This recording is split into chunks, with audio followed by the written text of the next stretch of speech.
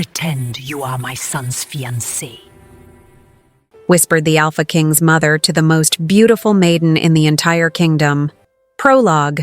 For Roslyn, that morning started with burnt porridge and a goat eating her only good apron, which felt like the universe's way of confirming what she'd always suspected. She was a disaster. 23 years old and living alone in her grandmother's cottage on the edge of pack territory, she'd inherited a legacy she couldn't fulfill. The herb witch position required magic, real, controlled, intentional magic. Not the chaotic explosions of color and sound that erupted every time Roslyn tried to cast the simplest spell. Not the bubble hiccups or singing roses or purple tomatoes that marked her as different. Broken, wrong. She'd learned to make herself small, to apologize for taking up space, to accept that some people were meant for greatness while others were meant to tend gardens and hope no one noticed their failures. And then the Queen Mother arrived. Adrian swept into Roslyn's cottage like a storm wrapped in silk and audacity, carrying a velvet pouch and an impossible proposal. Pretend to be the Alpha King's fiancée. Wear a magical crystal that would show the truth of their hearts. Give a lonely, guarded king a chance to remember what connection felt like. It was absurd, ridiculous, completely insane. But as Roslyn held the heart's mirror crystal in her trembling hand and felt its gentle warmth pulse against her palm, something shifted inside her. A whisper of possibility, a flutter of hope. What if being broken wasn't the end of her story? What if it was just the beginning? She had no idea. Standing in her small kitchen with porridge stains on her dress and chaos humming in her veins, that saying yes would change everything. That the crystal's magic would reveal not just the Alpha King's heart, but her own. That chaos wasn't a flaw to be hidden, but a gift waiting to be celebrated. All she knew was that the Queen Mother was offering her a chance, and Roslyn, tired of being small, chose to take it. If you love intense stories about wolves, with destiny and twists and turns, subscribe to the channel now. We post videos every day, so subscribe to the channel and activate the bell so you don't miss any episodes. How about we get to know each other better? I'm Maggie Reed, author of the stories, and you. Comment below with your name and which city you're watching from. Chapter 1. The morning Roslyn's life changed forever started with burnt porridge and a goat eating her best apron.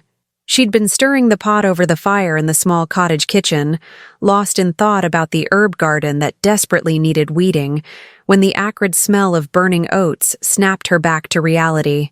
With a yelp, she yanked the pot off the flames, sloshing hot porridge onto her hand in the process. "Ow, ow, ow!" she hissed, dancing around the kitchen while shaking her burnt fingers in the air. That's when Bartholomew, the most ill-tempered goat in the entire valley, poked his head through the open window, spotted her good linen apron hanging on the back of a chair, and decided it looked delicious. "Bartholomew! No!" Roslyn shrieked, abandoning her burnt hand to lunge for the apron. She was too late. The goat had already claimed half of it, chewing contentedly with those horrible yellow eyes fixed on her in what could only be described as smug satisfaction. "I hate you," Roslyn told him sincerely. "I truly, deeply hate you." Bartholomew bleated in response, which sounded suspiciously like laughter. This was her life now. 23 years old, living in her grandmother's cottage on the edge of the Moongrove Pack territory, tending a garden of magical herbs and trying desperately not to accidentally poison anyone with her cooking experiments. Her grandmother had been the pack's official herb witch, a position of respect and importance. When she'd passed away 6 months ago, everyone had simply assumed Roslyn would take over the role, which would have been fine, except for one small problem. Roslyn was terrible at magic. Oh, she could grow the herbs just fine. She had her grandmother's gift for coaxing even the most stubborn plants to flourish. But the actual magical applications, the potions, the charms, the healing spells, those eluded her completely. Last week, she'd tried to make a simple fever-reducing tea and had somehow created something that made the patient hiccup bubbles for 3 hours straight. The week before that, her attempt at a love charm had resulted in 2 chickens becoming obsessively devoted to a confused shepherd. She was, by all accounts, a magical disaster. But the pack needed an herb witch, and she was the only one available, so everyone just sort of worked around her inadequacies. They brought her the plants they needed and did the magical parts themselves, or they asked her for gardening advice and politely declined when she offered to help with anything more complex. It was humiliating, but Roslyn had learned to live with it. She was wrestling the remains of her apron away from Bartholomew, a battle she was definitely losing, when she heard the sound of hoofbeats approaching. Lots of hoofbeats. Roslyn paused mid-tug and turned toward the road that wound past her cottage. Through the morning mist that still clung to the valley, she could see horses. At least a dozen of them, moving in formation like some kind of official procession. Her stomach dropped. Official processions never meant anything good. She released the apron. Bartholomew immediately claimed victory and trotted off with his prize, and quickly tried to make herself presentable. Her auburn hair had escaped its braid and was doing that wild curly thing it always did in humidity. Her dress had porridge stains on the front and what might have been goat saliva on the sleeve, and her hands still smelled like burnt oats. Perfect. Absolutely perfect. The procession stopped in front of her cottage, and Roslyn's heart started hammering against her ribs when she saw who was climbing down from the lead horse. A woman, perhaps 50 years old, with silver-streaked dark hair pinned up in an elegant style. She wore traveling clothes that probably cost more than Roslyn's entire cottage, and she moved with the kind of confidence that said she was used to people getting out of her way. But it was her scent that made Roslyn's wolf sit up and take notice. Powerful, ancient, carrying the unmistakable mark of alpha bloodline. Behind the woman, several guards dismounted as well, and bringing up the rear was a younger woman who looked like she might be a lady's maid, carrying what appeared to be a very fancy hat box. The silver-haired woman stopped a few feet from Roslyn's gate, looked her up and down with sharp blue eyes, and then smiled. "You must be Roslyn," she said, and her voice was warm and rich, like honey mixed with something slightly mischievous. "Wonderful. You're even more beautiful than they said." Roslyn blinked, completely thrown. Thank you? I'm sorry, but who— Oh, how rude of me. I'm Adrienne, Queen Mother of the Northern Territories. And you, my dear, are about to become the answer to all my problems. 10 minutes later, Roslyn was sitting in her own kitchen, after frantically shoving the burnt porridge pot into a cupboard and praying no one would smell it, staring at Queen Mother Adrienne while her brain tried to process what was happening. The Queen Mother had swept into her cottage like she owned it, immediately spotted Roslyn's best tea set on the shelf, and had insisted on making tea herself while shooing away her concerned guards. "I do know how to boil water, Marcus," she'd told one particularly worried-looking guard. "I've been doing it for 53 years. I think I can manage." Now she was sitting across from Roslyn at the small wooden table, pouring tea into mismatched cups with the same grace she probably used for crystal goblets at the royal castle. "So," Adrienne said cheerfully, adding what looked like an alarming amount of sugar to her tea, "I imagine you're wondering why the Queen Mother has shown up at your cottage unannounced." "The thought had crossed my mind," Roslyn managed. "Well, it's quite simple, really. I need your help with my son." "Your son?" "The Alpha King." "That's the one," Adrienne beamed. "Wonderful boy. Bit serious.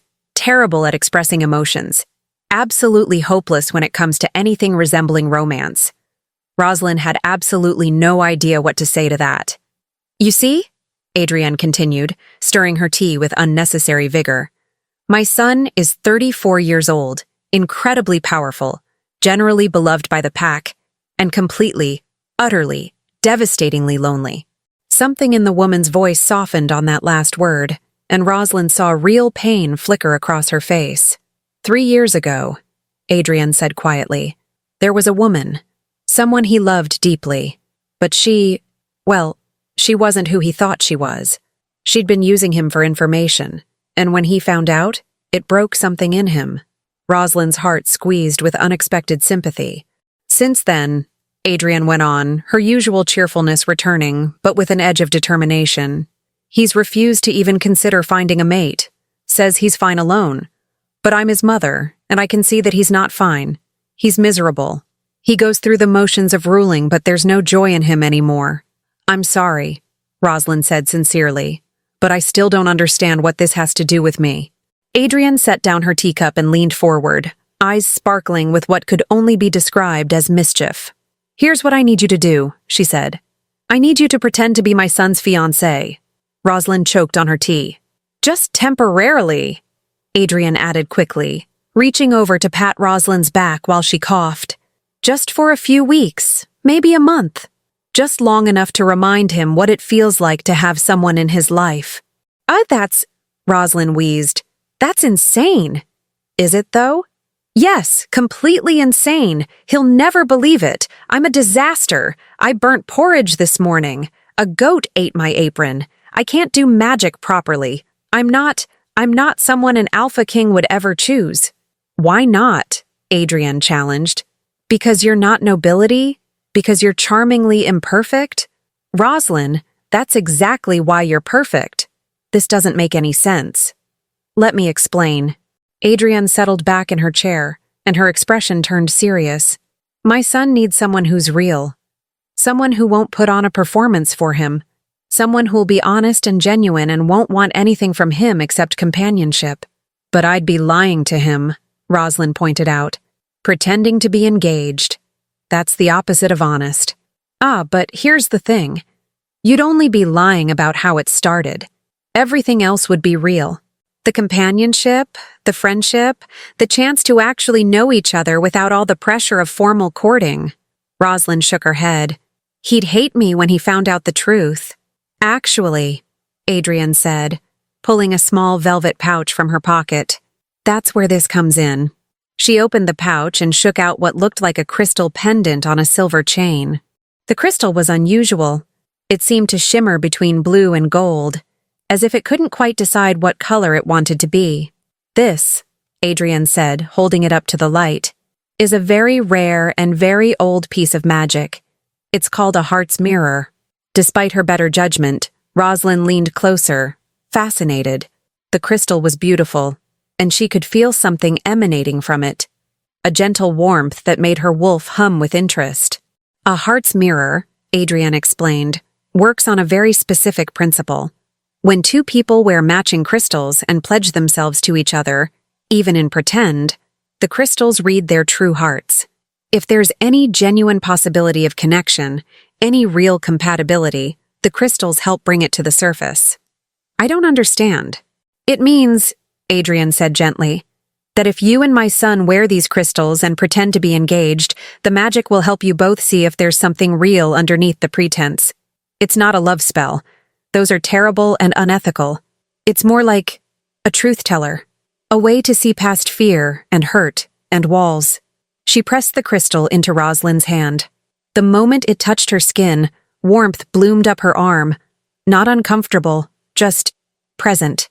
I would never force my son into anything, Adrienne said firmly, but I also won't stand by and watch him waste away in loneliness because he's too scared to try again. So I'm asking you, will you help me?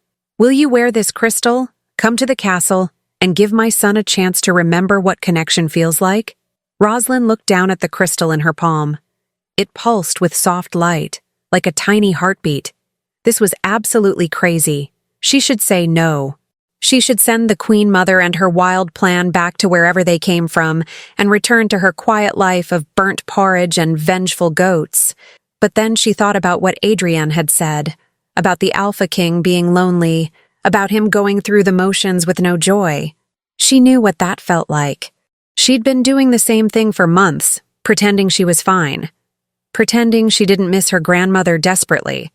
Pretending she wasn't terrified of disappointing everyone who was counting on her. And something about the crystal in her hand felt right, like it was meant to be there. If I say yes, Roslyn heard herself say. How exactly would this work? Adrienne's face lit up like sunrise. Oh, I'm so glad you asked. Here's what I was thinking. 2 hours later, Roslyn was packed, which hadn't taken long since she didn't own much, and sitting in a very comfortable carriage next to the Queen Mother, heading toward the royal castle. She was also wearing the heart's mirror crystal around her neck, hidden beneath her dress, where it radiated gentle warmth against her skin, and she was trying very hard not to panic. "Stop worrying," Adrienne said cheerfully, somehow reading her mind. "You're going to be wonderful. I'm going to be a disaster." "Yes, probably. But a charming disaster." Adrienne patted her hand. "Besides, my son needs someone who's a little bit of a disaster. Someone who'll shake up his very ordered, very controlled life. What if he hates me?" "He won't." "How do you know?" Adrienne smiled mysteriously. "Because I'm his mother, and I know him better than he knows himself. Trust me, Roslyn. This is going to work." Roslyn wanted to believe her. She really did. But as the carriage climbed higher into the mountains, as the royal castle came into view, massive and imposing and utterly terrifying, she had one very clear thought. She'd just agreed to the most ridiculous plan in the history of ridiculous plans. And when she met the Alpha King and he inevitably saw through this whole charade, she was going to die of embarrassment. Probably literally. Wolves could die of embarrassment, right? "Stop spiraling," Adrienne said, not unkindly, "and trust the magic. The heart's mirror doesn't lie."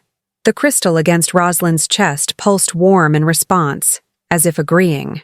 "Well," Roslyn thought as the carriage passed through the castle gates, "at least when this all falls apart, I'll have an interesting story to tell Bartholomew." The goat would probably find it hilarious. Chapter 2.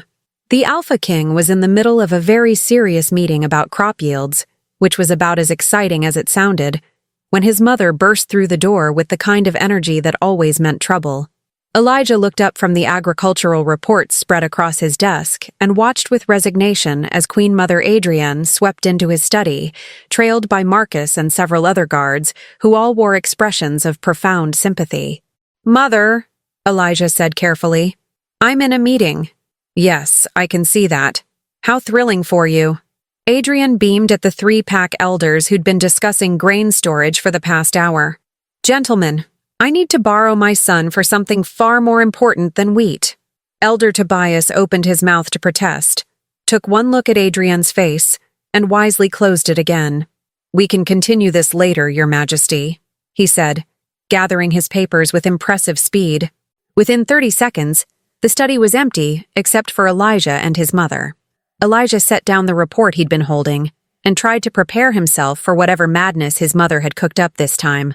With Adrienne, it could be anything from, "I've reorganized your entire schedule," to, "I've adopted 17 orphaned rabbits and they're living in the East Wing now." The rabbits had been real.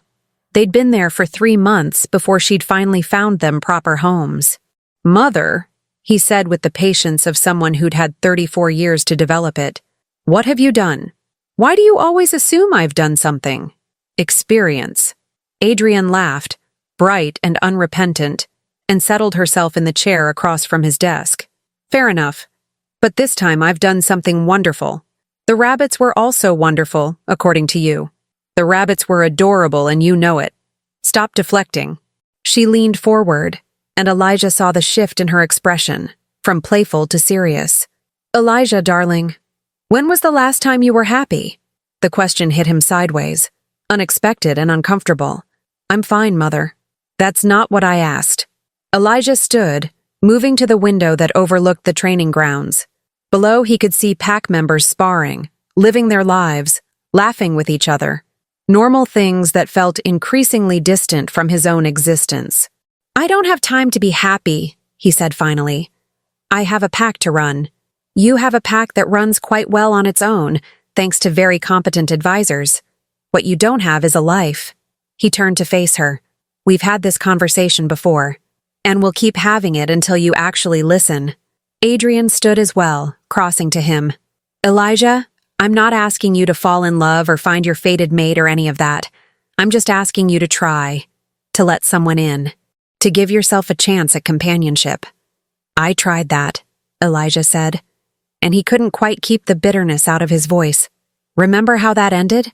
I remember that one terrible person made one terrible choice. But that doesn't mean everyone will, doesn't it?" He looked at his mother, this woman who'd raised him, protected him, loved him fiercely even when he pushed her away.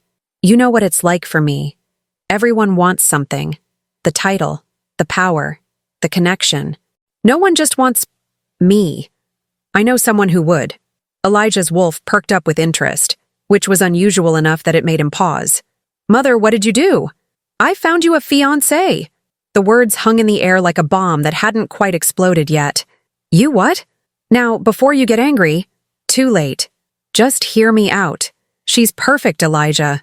She's kind. She's genuine. She's absolutely terrible at magic in the most endearing way possible. And she has no interest whatsoever in your title or power. Elijah stared at his mother. You've lost your mind. Possibly. But I've also solved your problem. Adrienne pulled something from her pocket. A velvet pouch that she opened to reveal a crystal pendant. Do you remember the heart's mirror that your grandmother left me? He did, vaguely. Some old family heirloom that was supposed to have magical properties. I gave one to a lovely young woman named Roslyn, Adrienne continued. And I have the matching one for you. If you both wear them and spend time together, the magic will show you if there's genuine compatibility. This is insane. Yes, probably. But it's also a chance, Elijah. A chance to have someone in your life who wants you. Not your title or your crown. Someone who'll be honest with you because the heart's mirror doesn't allow for deception between wearers. Elijah's wolf was practically vibrating with curiosity now, which was deeply unhelpful. Where is this Roslyn now? He asked. In the rose garden. I thought she might be more comfortable there than in the formal receiving rooms. Of course she did. Elijah took the crystal from his mother's hand. It was warm, almost alive. And the moment it touched his skin, he felt something shift. A pull, gentle but insistent, in the direction of the gardens. The magic has already started, Adrienne said softly. The crystals recognize each other. They know they're meant to be together, even if you two haven't figured it out yet. This is manipulative. Yes. And completely unfair to this Roslyn person. She volunteered. She what? Well, I may have incentivized her slightly by offering to help with her magical studies, but the point is, she said yes. She wants to meet you. Elijah looked down at the crystal in his palm. Against every instinct, against every wall he'd built around himself, he felt curious. Not about the arrangement. That was clearly his mother's particular brand of chaos. But about the person who'd agreed to it. What kind of woman volunteered to pretend to be engaged to an alpha king she'd never met? One meeting, he heard himself say. I'll meet her. But if this is as ridiculous as I think it is, we're calling it off immediately. Adrienne's smile could have lit up the entire castle. That's all I ask. Now, go change into something less agricultural reporty. I'm wearing formal attire. You have grain dust on your shoulder. Go change. Make a good first impression. Elijah looked down and discovered she was right. Somehow, during the meeting, he'd acquired grain dust. Fine.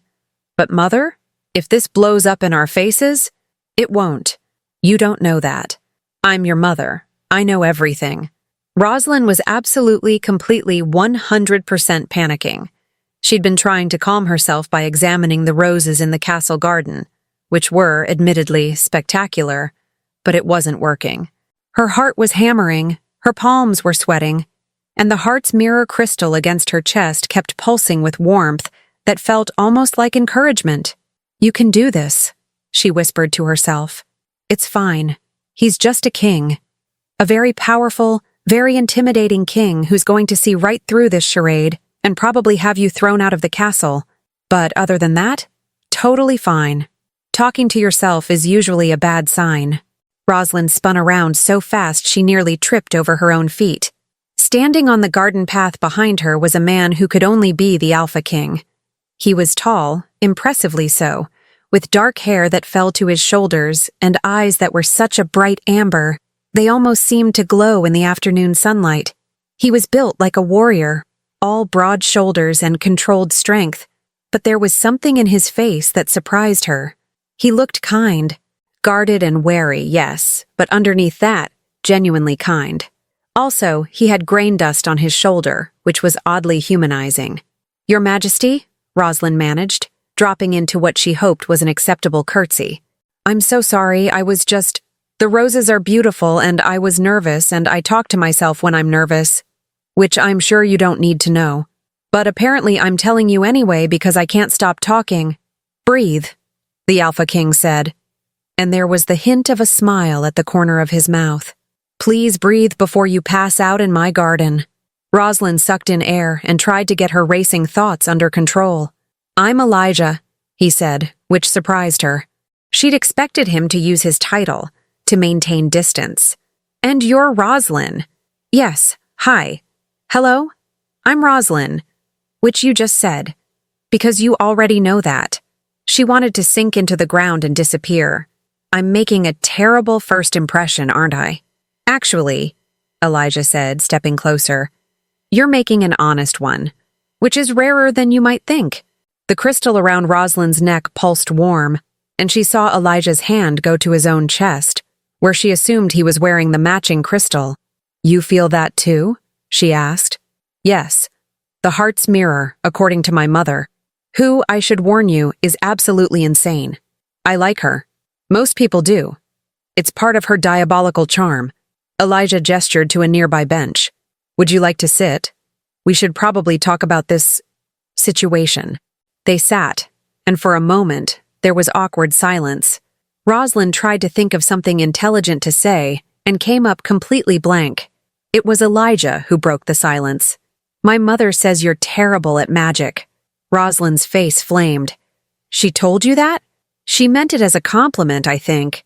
Something about you being charmingly imperfect. I accidentally made someone hiccup bubbles for 3 hours. Elijah's eyebrows shot up. How? I honestly have no idea. I was trying to make fever tea.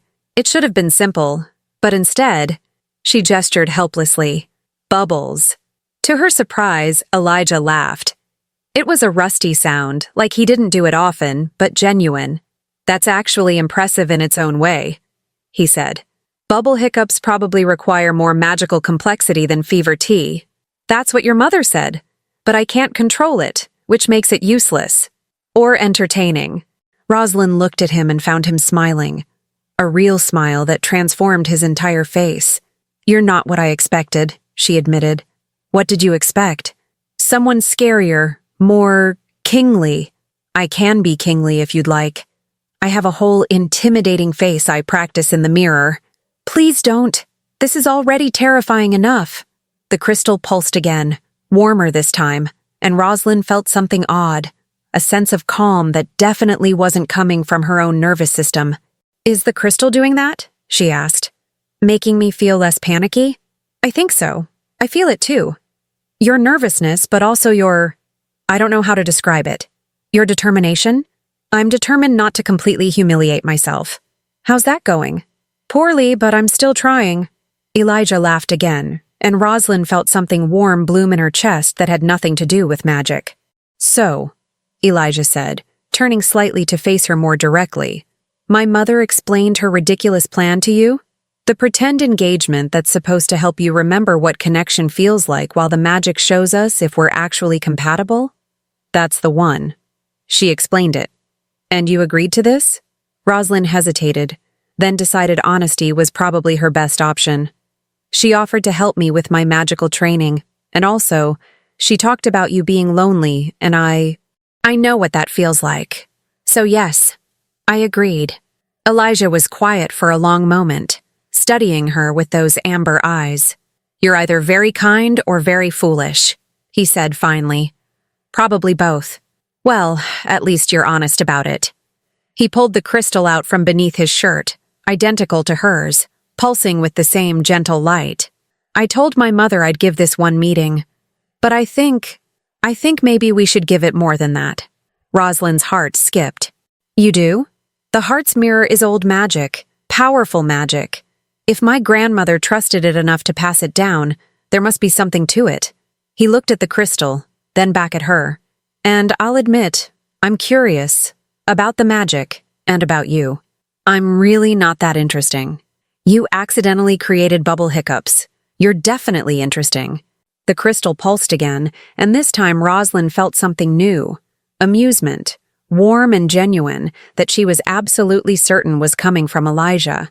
The magic is working, she said softly. I can feel what you're feeling. And I can feel you. Your nervousness is getting quieter. Because you're being nice. I'm not being nice. I'm being honest. There's a difference. They sat there for a while longer, talking about small things. The roses, the castle, Roslyn's disaster of a morning with Bartholomew the goat. And slowly, gradually, the awkwardness faded into something easier. When Adrian appeared on the garden path half an hour later, she found them laughing together over Roslyn's description of the chickens who'd fallen in love with a shepherd. "So," Adrian said, looking far too pleased with herself, "should I have the formal engagement announcement prepared?" Elijah and Roslyn looked at each other. "1 month," Elijah said. "We'll try this for 1 month. See if the magic actually works the way you claim." "And if it does?" Adrian asked. "Then we'll figure it out from there." Roslyn nodded her agreement, and the crystal around her neck flared warm, as if sealing the promise. 1 month to see if pretend could become real. 1 month to see if two lonely people could find something worth keeping. 1 month with the heart's mirror showing them the truth of what they felt, whether they were ready for it or not. What could possibly go wrong? Chapter 3. The first official event Roslyn had to attend as the Alpha King's fiancée was a dinner with visiting pack leaders from the Southern Territories, and she was absolutely certain she was going to die. Not metaphorically, actually die. Of embarrassment, probably, or possibly from choking on fancy food she didn't know how to eat properly. "Stop spiraling," Elijah said from beside her, and she realized with a start that he could feel her panic through the heart's mirror. "You're going to be fine." They were standing outside the formal dining hall, waiting to be announced. Roslyn was wearing a dress that Adrian had insisted was perfect for the occasion. Deep blue silk that felt like water against her skin and probably cost more than her cottage. She felt like a fraud. "What if I use the wrong fork?" she whispered. "Then you'll use the wrong fork. It's not a capital offense. What if I say something stupid?" "You won't." "How do you know?" Elijah looked down at her, and there was something soft in his amber eyes. "Because I've spent the last 3 days with you, and you haven't said anything stupid yet. Chaotic, yes. Unexpected, frequently. But not stupid. The 3 days since their meeting in the garden had been strange.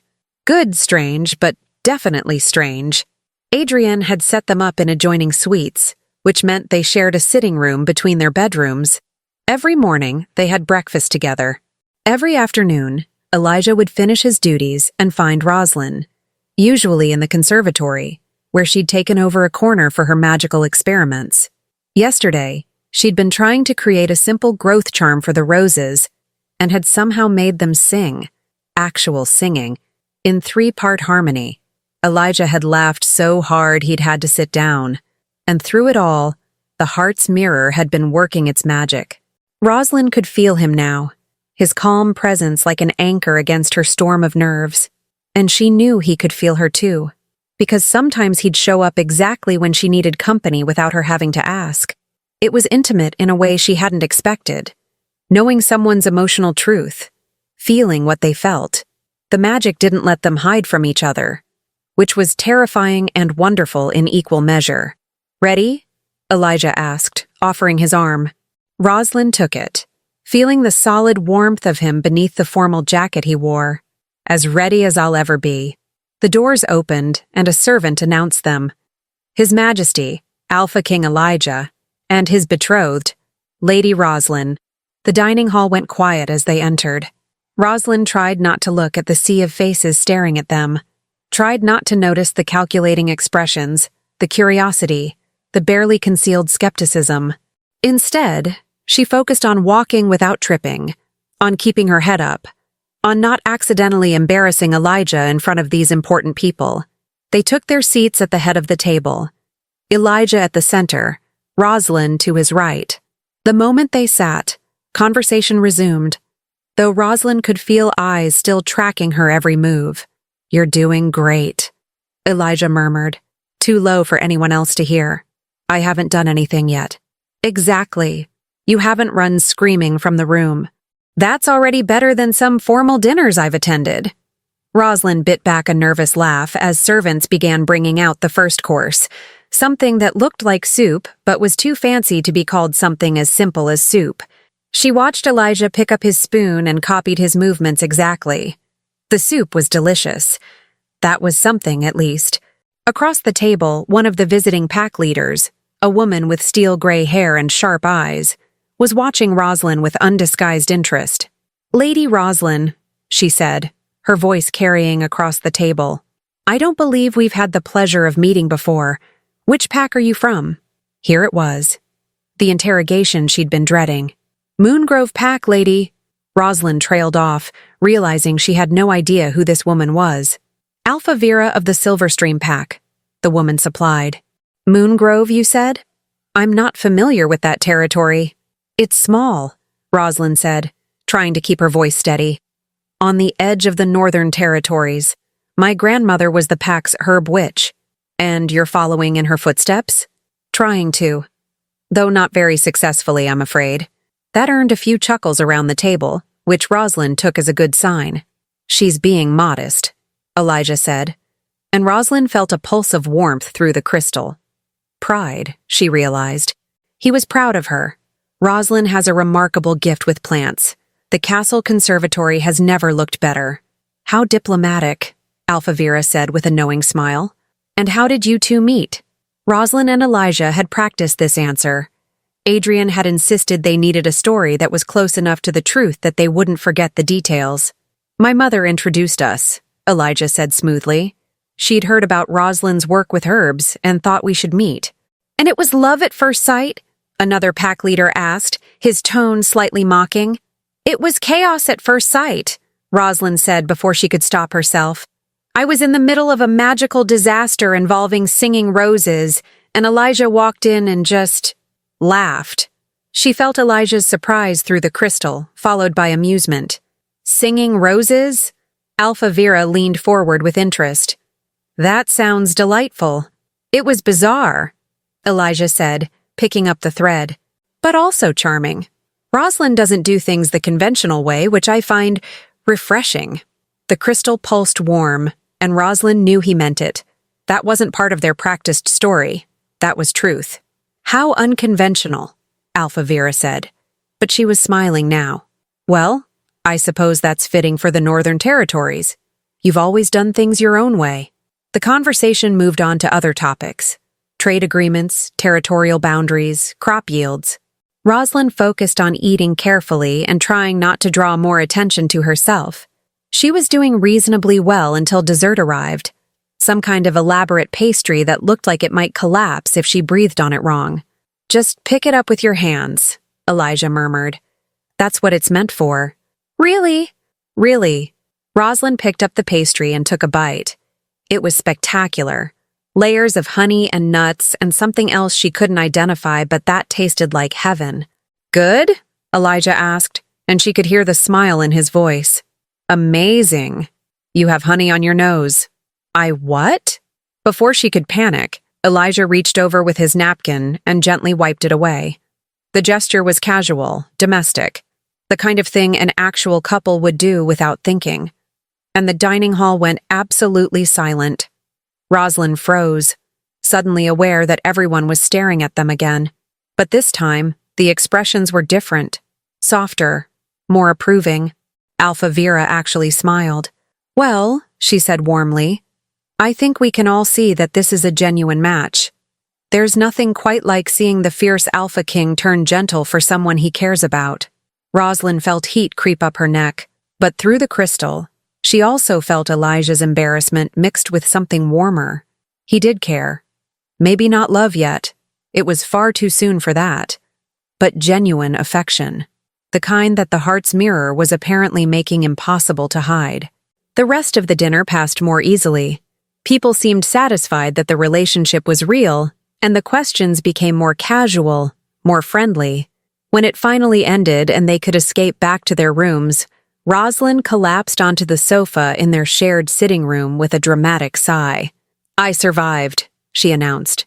"You did more than survive," Elijah said, settling into the chair across from her. "You charmed them. Alpha Vera actually complimented you on your honesty, which from her is practically a declaration of eternal friendship." "Really? Really?" He smiled. "You were perfect, Roslyn." The crystal flared warm, and Roslyn felt his sincerity like a tangible thing. "Thank you," she said softly, "for helping me through that. And for the honey thing. The honey thing was instinct. I saw it on your nose and just reacted. Like we're actually a couple." "Yeah." They sat in comfortable silence for a moment, and Roslyn found herself studying him.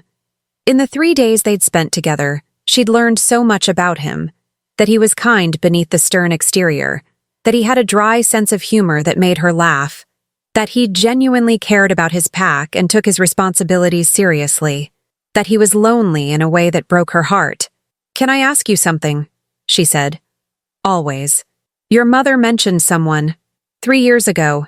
Someone who hurt you." Elijah's expression shuddered slightly, but through the crystal, Roslyn felt the wave of old pain. "Her name was Elena," he said after a moment. I thought she was my fated mate. Everything felt right with her. Or so I convinced myself. What happened? She was a spy, sent by a rival pack to get information about our defenses, our trade routes. I found out when I discovered her copying documents from my study. He looked away. The worst part wasn't the betrayal of trust. It was that I'd been so convinced she loved me that I'd ignored every warning sign. I'm so sorry. It taught me to be careful, to not trust easily. He looked back at her, which is why this whole arrangement with you is complicated, because you don't want to trust me, because I do want to trust you, and that terrifies me. He leaned forward, elbows on his knees. The heart's mirror makes it easier. I can feel your honesty, your intentions, but it also means I'm getting attached to someone who's only here temporarily. Roslyn's breath caught. You're getting attached? Aren't you? She was. Over the past 3 days, she'd found herself looking forward to their breakfasts, to showing him her latest magical disasters, to the quiet moments in the evening when they'd sit and talk about nothing important. Yes, she admitted, but I don't know if that's the magic or if it's us. Does it matter? I think it might. Elijah stood, crossing to the window. The moon was rising outside, almost full, casting silver light across the mountains. The heart's mirror doesn't create feelings, he said quietly. My grandmother was very clear about that when she explained it to me as a child. It only reveals what's already there, brings it to the surface faster than it would naturally emerge. So what we're feeling is real, just accelerated. Roslyn stood as well, moving to join him at the window. Their reflections looked back at them from the glass. 2 people who'd been strangers a week ago, now standing close enough that their shoulders almost touched. I don't know what to do with that information, Roslyn said. Neither do I. The crystal pulsed warm between them, and Roslyn felt the truth of their connection, the genuine affection, the growing trust, the possibility of something more. We still have 3.5 weeks, Elijah said. Maybe we just see what happens? No expectations? No expectations. Just honesty and whatever the magic shows us. Roslyn looked up at him and found him already watching her, those amber eyes soft in the moonlight. All right, she said. Honesty and magic. I can work with that. Elijah smiled, a real smile that made her heart do complicated things in her chest. Good, because I'm not ready to let you go yet. Neither was she, Roslyn realized. Not even close. Chapter 4. The problem with magical crystals that revealed your true feelings, Roslyn discovered over the next week, was that they made it absolutely impossible to lie to yourself about what was happening. She was falling for the Alpha King. Not the title, not the power, not even the absurdly handsome face, though that certainly didn't hurt.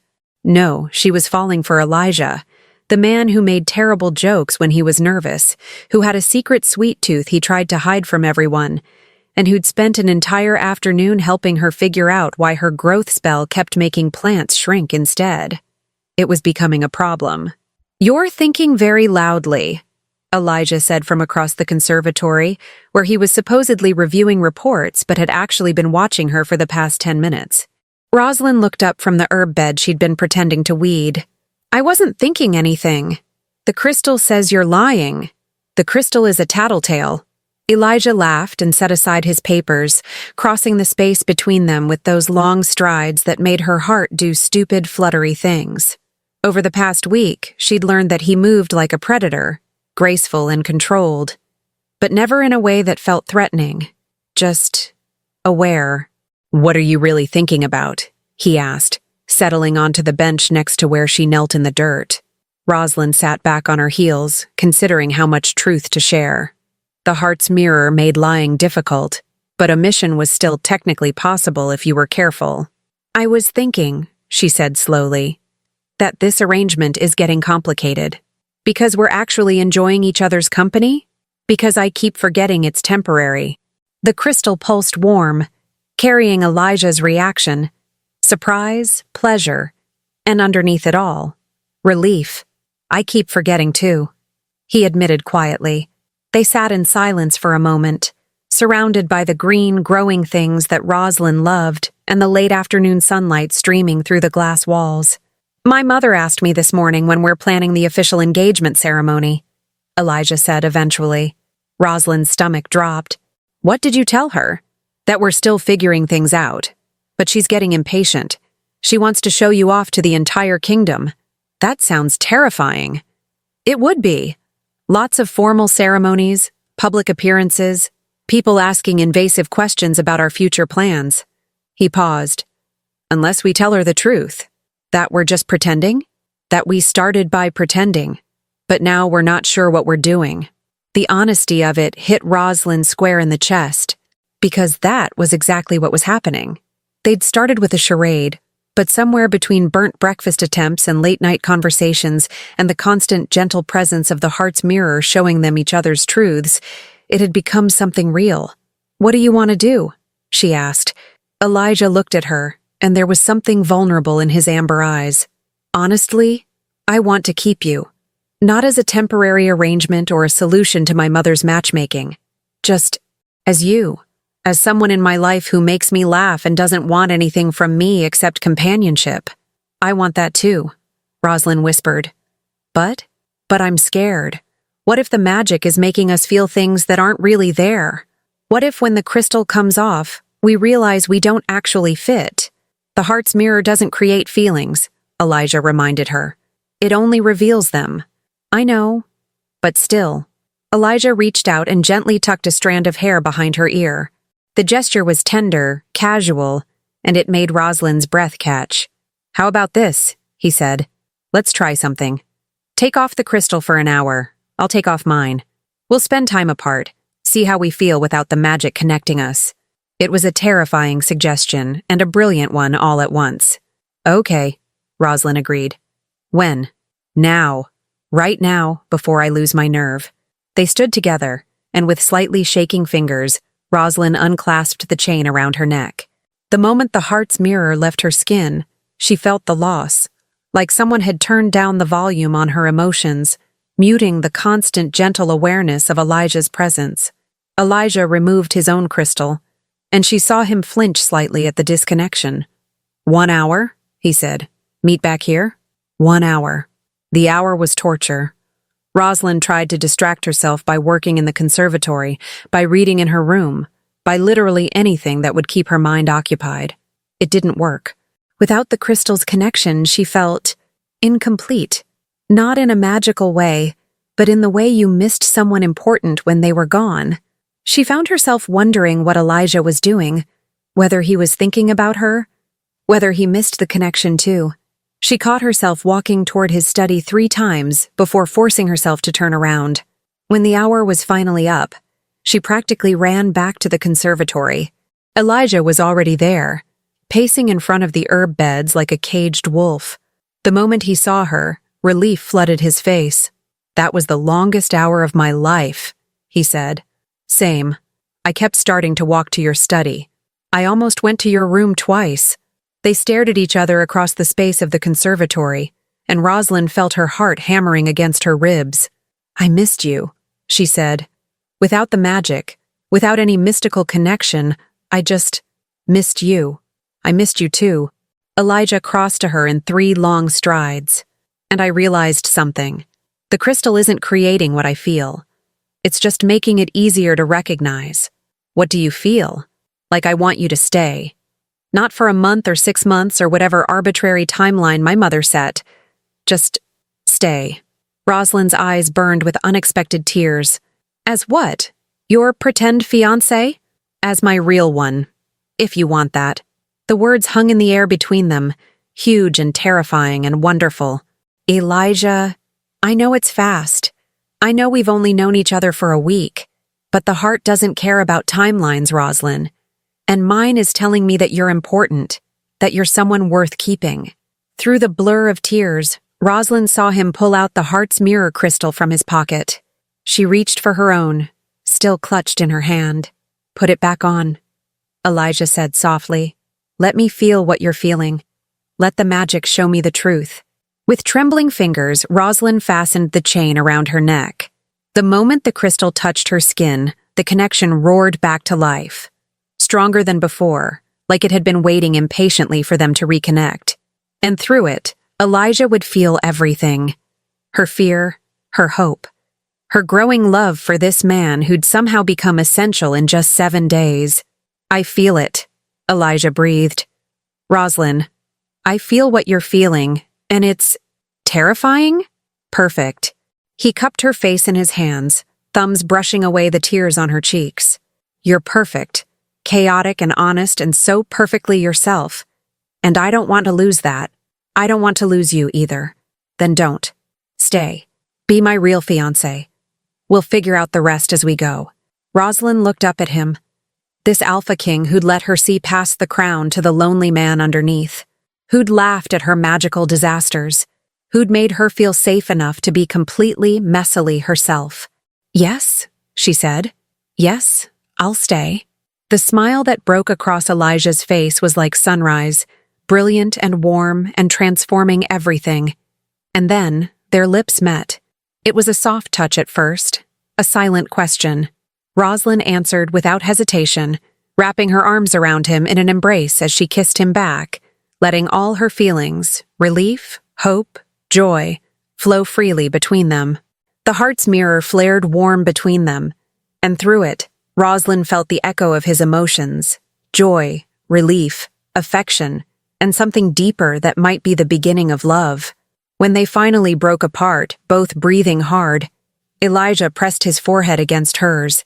We should probably tell my mother, he said, that we're making the engagement real, that her completely insane plan actually worked. Roslyn laughed, slightly breathless. She's going to be insufferable about this. Oh, absolutely. She'll probably throw a party, several parties. I don't know how to do fancy parties. Then we'll have non-fancy parties, with singing roses and bubble-hiccups and whatever other magical chaos you create. Elijah pulled back just enough to meet her eyes. Because I'm not asking you to be someone different, Roslyn. I'm asking you to be exactly who you are. Just with me. It was the most romantic thing anyone had ever said to her, and coming from this man who struggled with emotions and trust, it meant everything. Okay, she whispered. Us. Together. Figuring it out as we go. Together. Elijah agreed. Chapter 5.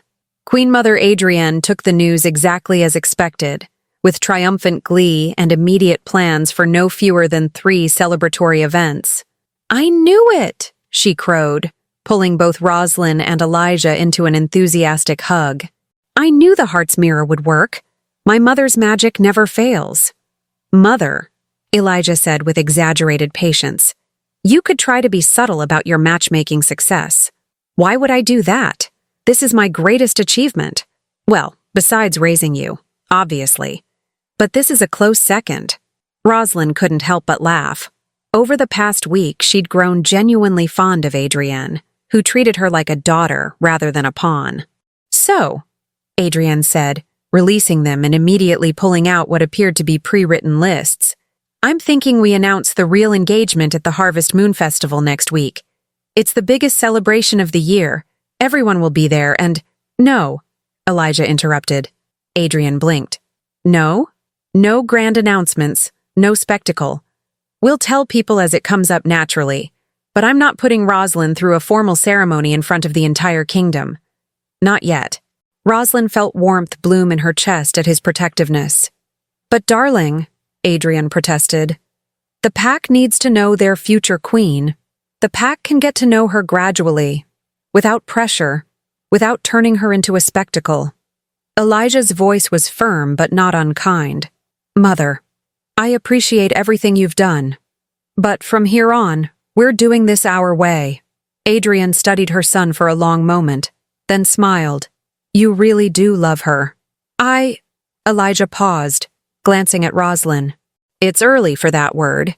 "It is," Roslyn agreed, even as the heart's mirror showed her the truth. They were already more than halfway there. "Fine," Adrian conceded with surprising grace. "No grand announcement, but you at least have to attend the Harvest Moon Festival, and dance together, and look appropriately besotted. We can manage that," Elijah said dryly. After Adrian left, still making lists but quieter ones, Elijah turned to Roslyn with an apologetic expression. "Sorry about her. She means well, but she can be overwhelming. I like her," Roslyn said honestly. "She reminds me of my grandmother, determined to fix everything, even things that aren't actually broken." "Your grandmother was the herb witch?" "Yes. She practically raised me after my mother died, taught me everything about plants, about magic, about—" Roslyn trailed off, old grief rising unexpectedly.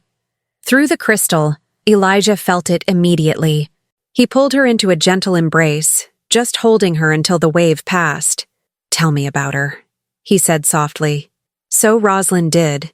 She told him about the woman who'd sung to plants and made the garden bloom even in winter, who'd been patient with Roslyn's failed spells and celebrated her successes, who'd made her feel loved and valued, even when everyone else in the pack saw her as the weird girl who talked to flowers. "She would have liked you," Roslyn said eventually, her face still pressed against Elijah's chest. "She always said I needed someone who wouldn't try to fix me, who'd just let me be chaotic. I don't think you're chaotic. I think you're creative in unexpected ways." "That's a very diplomatic way of saying I accidentally enchanted the rose bushes to sing. They had excellent harmonies." Roslyn laughed wetly and pulled back to look up at him.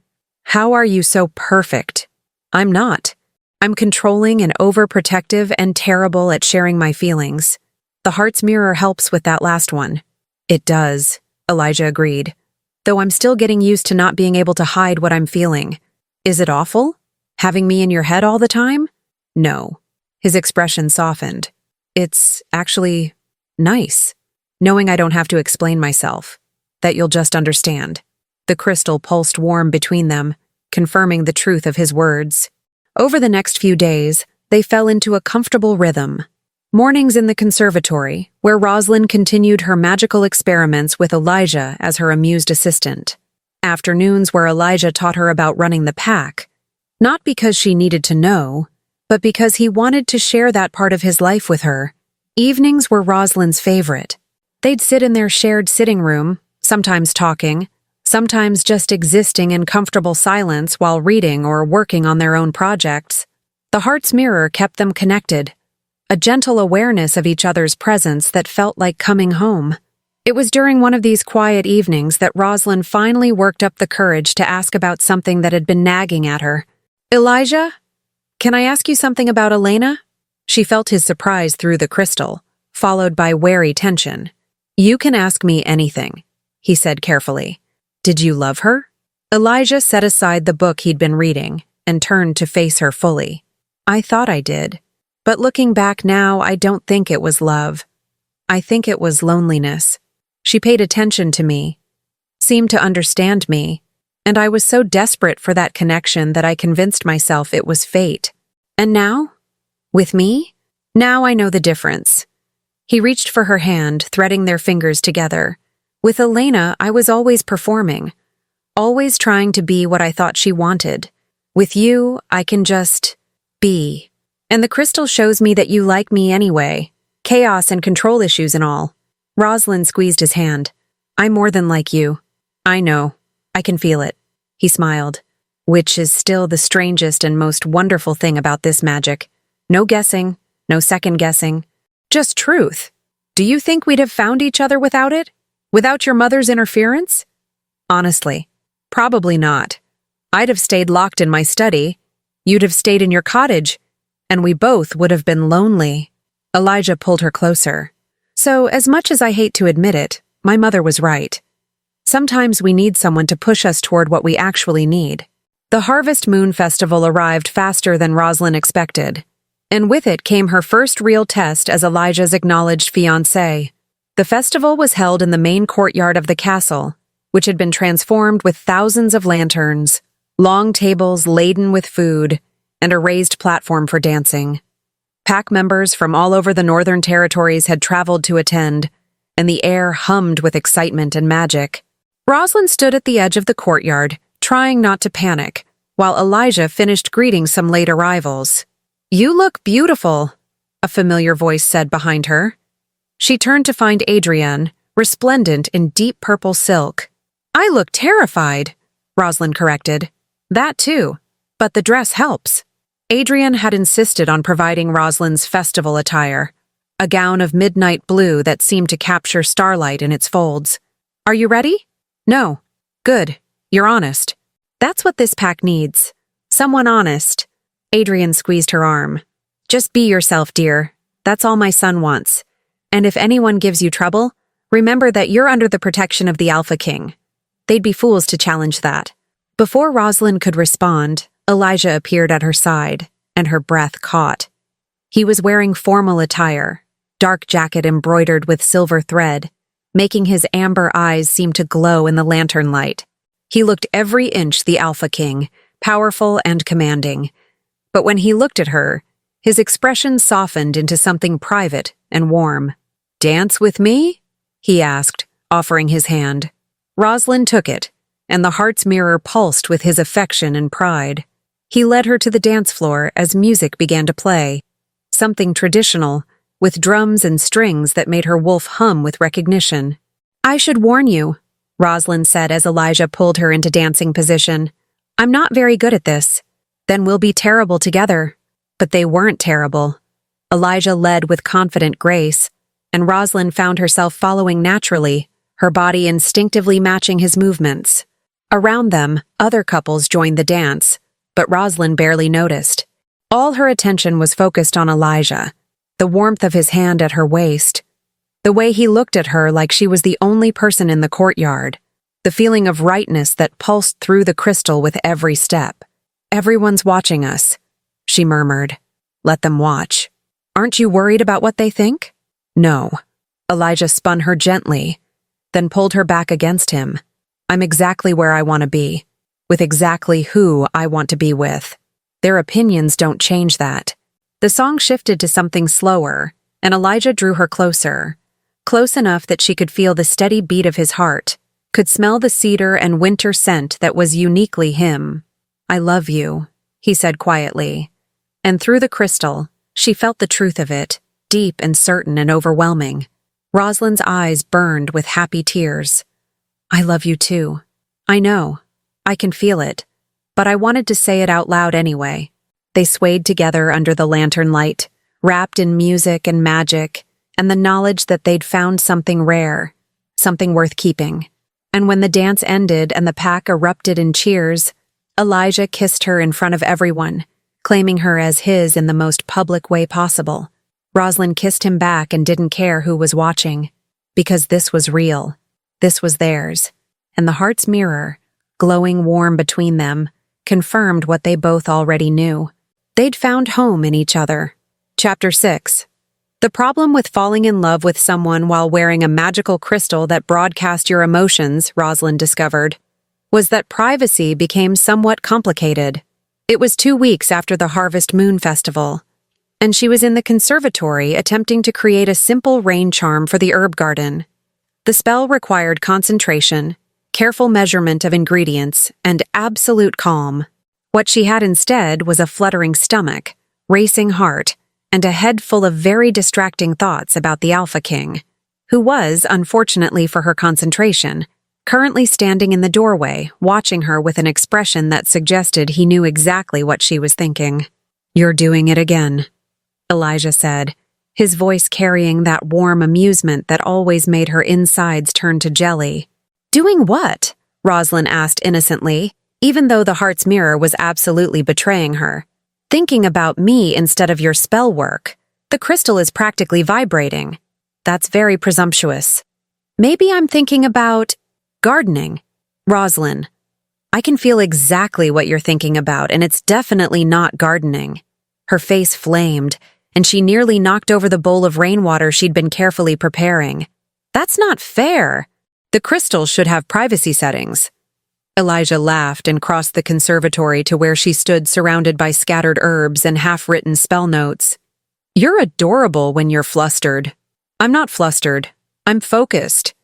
"You're very focused on my mouth right now, according to the heart's mirror." "I hate this magic," Roslyn muttered, even though that was a complete lie and they both knew it. Elijah stood close behind her, his presence a comforting warmth as he gently rested his head against hers. Through the crystal, she felt his contentment, warm and steady and absolutely certain. "How's the rain charm coming?" he asked. "Terribly. I keep getting distracted." "By?" "You know very well by what." "Say it anyway." Roslyn turned in his arms to face him properly. "By you.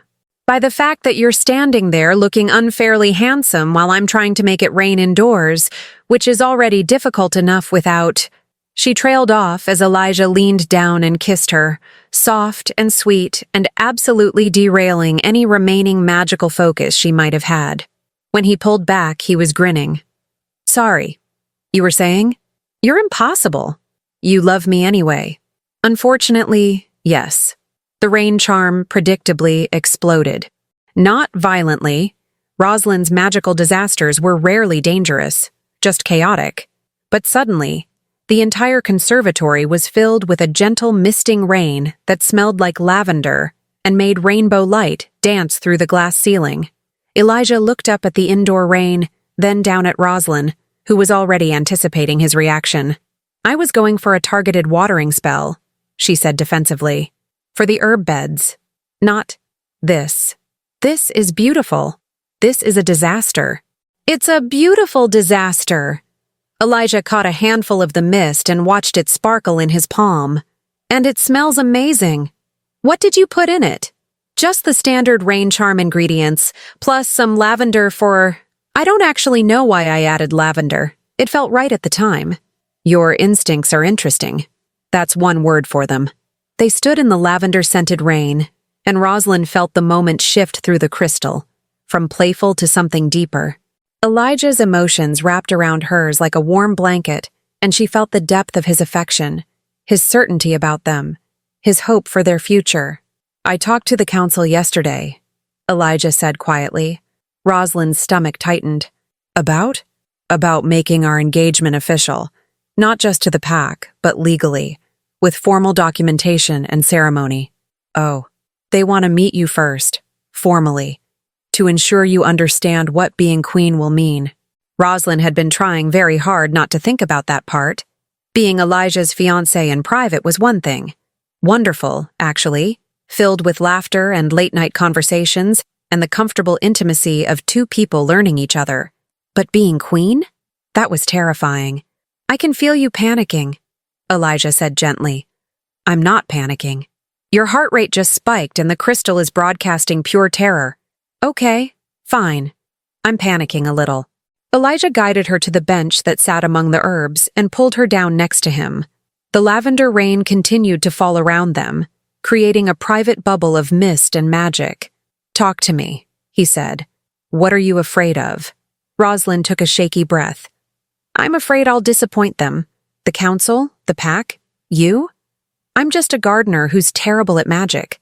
I don't know how to be royalty.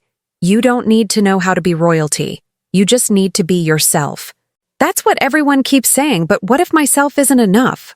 Through the crystal, she felt Elijah's surge of protective love, so strong it almost hurt.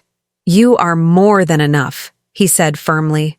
"Roslyn, look at me."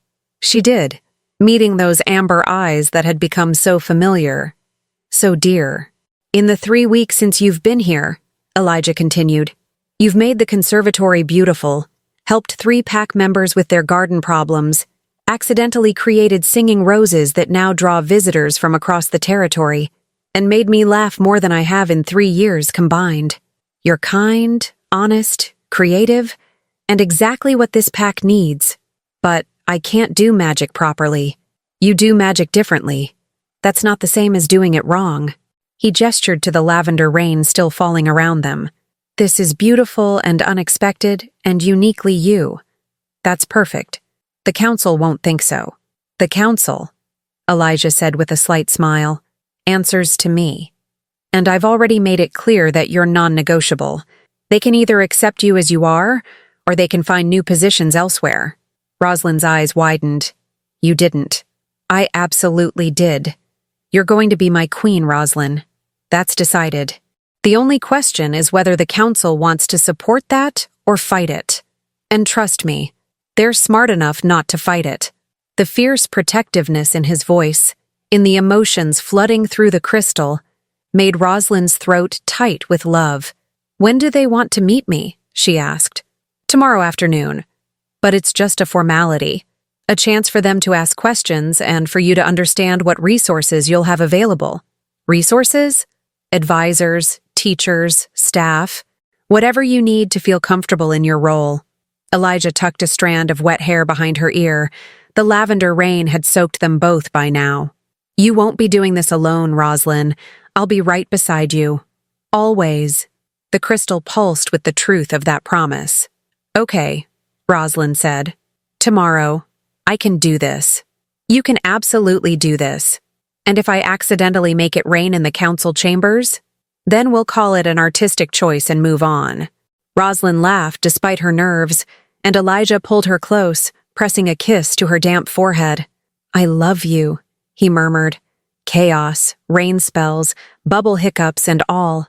I love you too, even when you're being impossibly understanding about my magical disasters.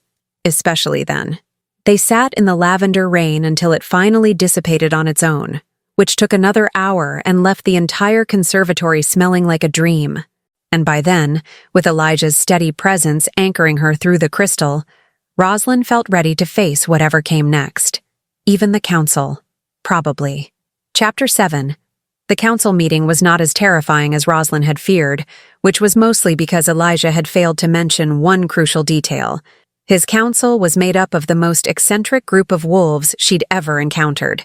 There was Elder Miriam, a tiny woman with wild white hair who'd apparently forgotten to wear matching shoes and kept a pet raven named Gerald on her shoulder. There was Counselor Thomas, a stern-looking man who turned out to be passionate about poetry and immediately challenged Roslyn to a haiku competition. And there was Counselor Vera, no relation to the Alpha Vera from the dinner, who was approximately 100 years old and spent the entire meeting knitting something that might have been a scarf or possibly a very long sock. So, Elder Miriam said, Gerald cawing agreement, you're the young woman who made the roses sing. That was an accident, Roslyn said quickly. The best magic usually is, Miriam beamed. Intentional magic is so boring. Give me chaos any day. Counselor Thomas cleared his throat. What Lady Roslyn means is that she's still developing her magical skills, which is perfectly acceptable. Not everyone excels at formal spell work. I excel at killing plants, Roslyn offered. Does that count? Vera looked up from her knitting. You kill plants? But you're a gardener. Only when I try to use magic on them. If I just tend them normally, they're fine. But the moment I try a growth spell, they shrink. Elijah supplied helpfully. Or turn purple, Roslyn added. That happened once. Purple roses would be lovely, Miriam said thoughtfully. They were supposed to be tomatoes. The entire council burst into laughter, and just like that, Roslyn's nerves evaporated. For the next hour, they asked her questions. Not about her bloodline or connections, but about her plans for the castle gardens. Her thoughts on establishing a magical teaching program for young wolves who struggled with traditional methods, and whether she'd be willing to help them figure out why the East Wing kept spontaneously growing mushrooms. We've tried everything, Thomas explained, but every morning, there they are. bright blue mushrooms that sing when you step on them. That sounds like a chaotic growth spell gone wrong, Roslyn said. Usually happens when someone tries to force magic instead of guiding it. Have you tried talking to the mushrooms? The council stared at her. Talking to them, Vera repeated slowly. Plants respond to intention. If these mushrooms are appearing because of chaotic magic, they might just need acknowledgement. Try asking them politely to grow somewhere else. That's... Thomas paused. Actually, quite brilliant. Or completely ridiculous, Roslyn said honestly. But that's kind of my specialty. Through the heart's mirror, she felt Elijah's pride and amusement. After the formal questions were done, Miriam leaned forward with sparkling eyes. Now for the important question. Do you love our Alpha King? Roslyn glanced at Elijah, who was trying very hard to maintain a neutral expression. Yes, she said simply. Very much. And does he make you happy? Incredibly happy. Even when he's being all serious and kingly? Especially then. He's very cute when he's trying to be intimidating. Elijah made a strangled sound, and the council dissolved into delighted laughter. She'll do wonderfully, Vera announced, returning to her knitting. Welcome to the family, dear. And just like that, Roslyn was approved. That evening, after the meeting had ended and Roslyn's panic had been replaced by giddy relief, she found herself in the castle kitchens with an idea. This is a terrible plan, Elijah said from where he sat on the counter, watching her gather ingredients. This is a wonderful plan, Roslyn corrected. Your mother's birthday is in 3 days. I'm going to bake her a cake. You've never baked a cake before. How hard can it be? Famous last words.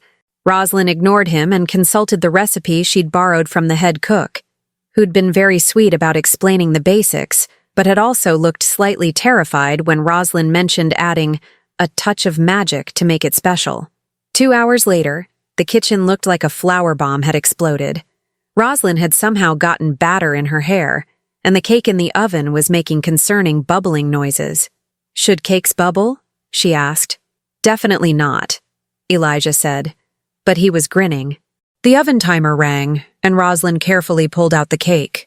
It was definitely a cake. Sort of. It had risen unevenly, one side considerably higher than the other, and it appeared to be faintly glowing. It's glowing, Elijah observed. That's the magic working, or preparing to explode. You have no faith in my abilities. I have tremendous faith in your abilities, just not necessarily in the direction you intend them to go. Roslyn set the cake on the counter to cool and surveyed her work. It was lopsided, glowing, and when she leaned close, she could swear she heard it humming. It's humming, she said. Of course it is. Should I be concerned? Always, when magic is involved with your baking. But when they cut into the cake an hour later, after it had stopped glowing and humming, it was actually delicious. Light and fluffy with a flavor that Roslyn couldn't quite identify, but that reminded her of sunshine and happiness. This is amazing, Elijah said around a mouthful. Really? Really? Whatever magic you accidentally put into it, it worked. Roslyn felt a surge of pride. Maybe she wasn't good at traditional magic, but she could apparently enchant baked goods. That was something. Your mother is going to love it, Elijah said. Even if it's crooked? Especially because it's crooked. It's perfectly you. Chaotic, unexpected, and absolutely wonderful. Through the heart's mirror, Roslyn felt his love like a physical warmth, and she crossed to where he sat, stepping between his knees. Thank you, she said softly. For what? For never trying to change me, for loving all the messy, chaotic parts. Elijah cupped her face in his hands, thumbs brushing across her cheekbones. Those are my favorite parts. They're what make you real. He leaned in and kissed her then, a sweet, heartfelt kiss that tasted of enchanted cake and felt like a promise.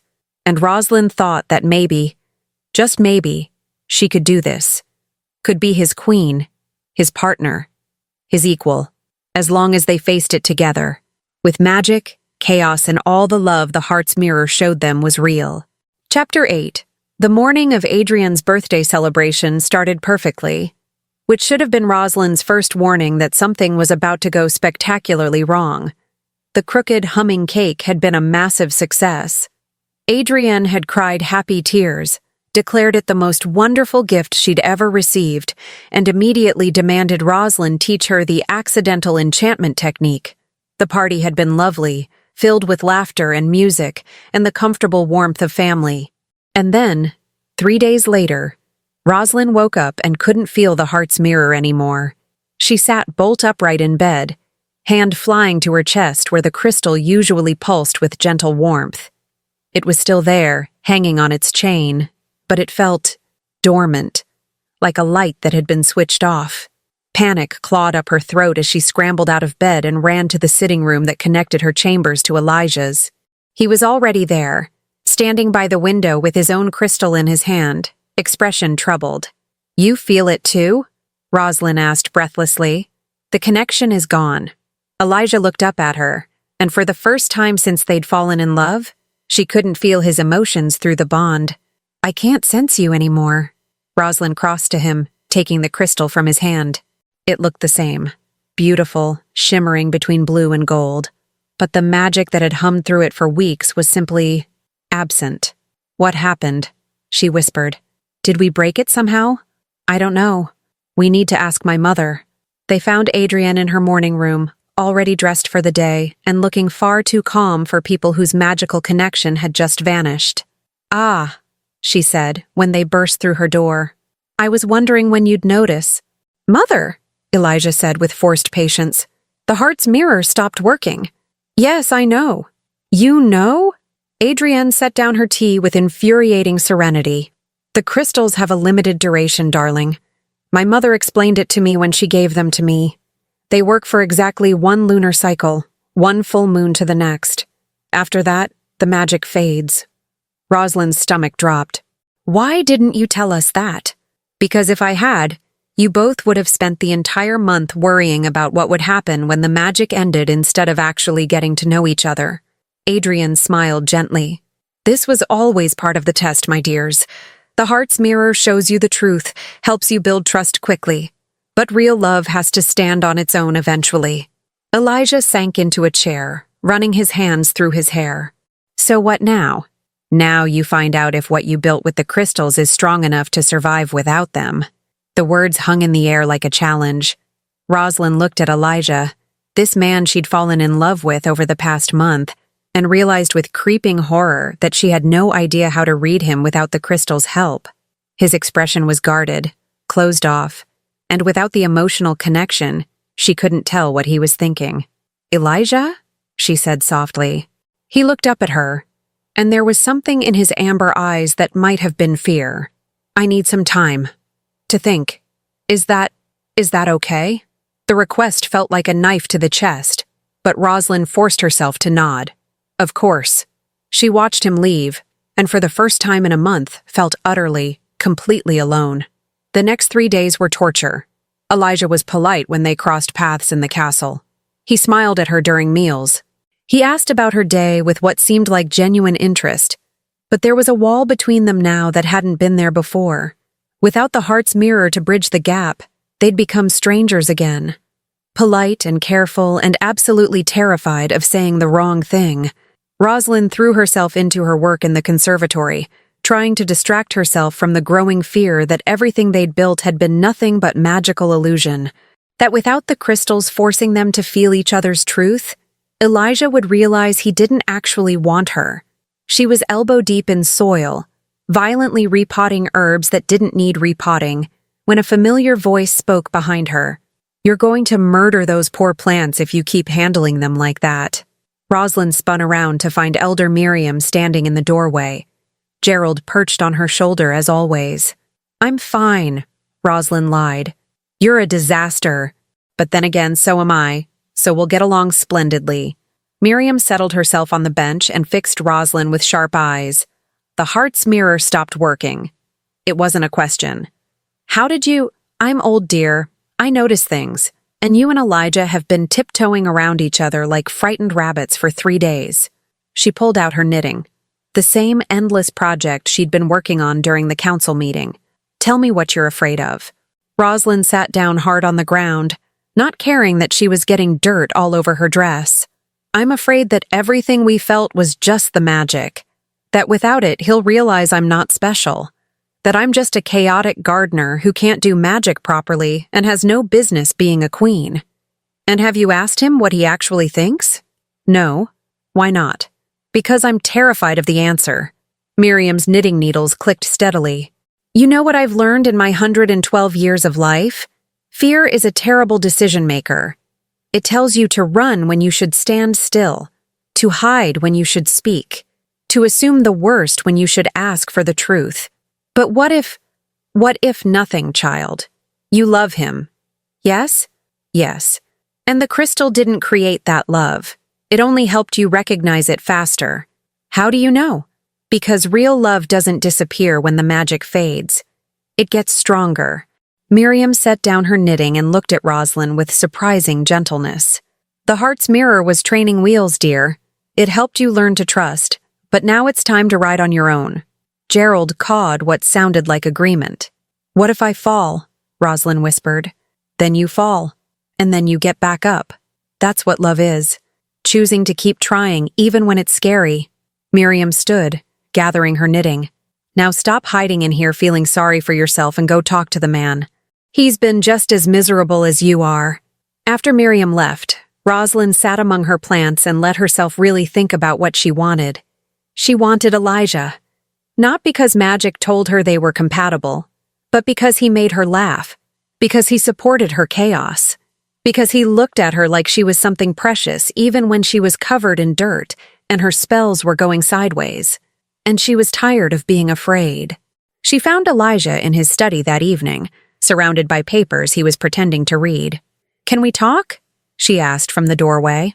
He looked up, surprise, and something that might have been relief crossing his face. "Of course. Come in." Roslyn closed the door behind her and crossed to his desk, her heart hammering.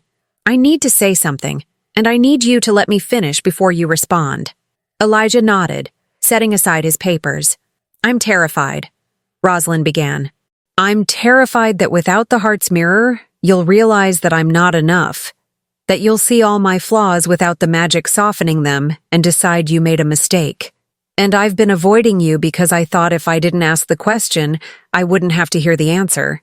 She took a shaky breath. "But I'm done being afraid. Because here's the truth, Elijah. I love you.